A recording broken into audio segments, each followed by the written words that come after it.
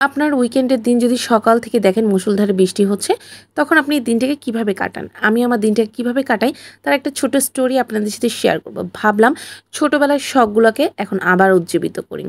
আমি কিন্তু আগে এই পুঁথির জিনিসগুলা বানাইতাম। এগুলো শোপিস হিসেবে আমার আসলে বেশ মজা লাগতো, ইন্টারেস্টিং লাগতো এবং সেই হিসাব করে অনেক জিনিস বানানো হয়েছে। তার কিছু জিনিস আমি রেখে দিয়েছিলাম। আর সবকিছু আমার কাছে কালেক্ট করা নাই। তো ভাবলাম যে এই জিনিসগুলোর সাথে আজকে কিছু একটা নতুন কিছু বানানো যাক।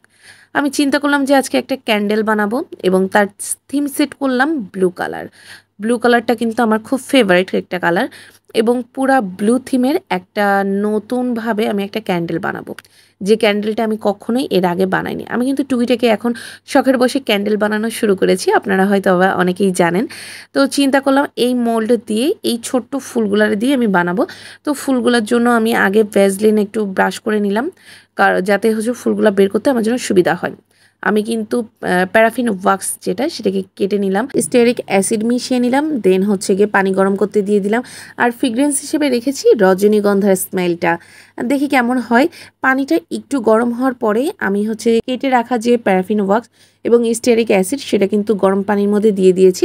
ওটা অলরেডি গলতে শুরু করেছে, পুরোপুরি গলে গেছে। ওটার সাথে আমি স্মেলটা মিক্সড করে দিলাম। আমার হাতের কাছে যা ছিল আমি এটা দিয়েই কাজ চালাচ্ছিলাম, কারণ আমি আসলে প্রফেশনাল ক্যান্ডেল মেকার না। জারের মধ্যে মোমটা দিয়ে দিয়েছি। আমি একটা পিওনির ক্যান্ডেল বানিয়েছিলাম।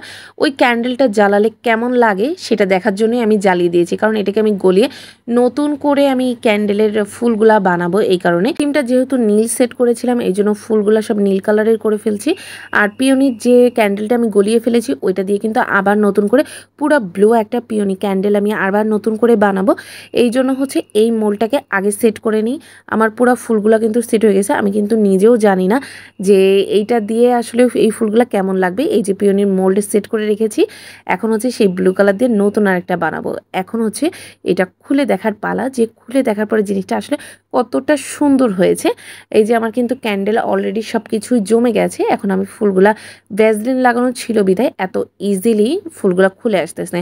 ফুলগুলার একটা পাপড়িও কিন্তু ভাঙেনি। বেশ আমি খুব মজা পাচ্ছিলাম এবং আমার কাছে খুব ভালো লাগতেছিল, কারণ এই প্রথম আমি এইটা বানাচ্ছি। আর এই ফুলগুলাকে নিজের ইচ্ছা মতোই আপনার চয়েস মতো এখানে সেট করে দিতে হবে। এটা যে সেট করে তার আসলে মনের উপর ডিপেন্ড করে অনেকটা, যে কিভাবে সেটা সেট করবে, কিভাবে দিলে ভালো লাগবে এটা দেখে সে ওইভাবে করে সেট করে।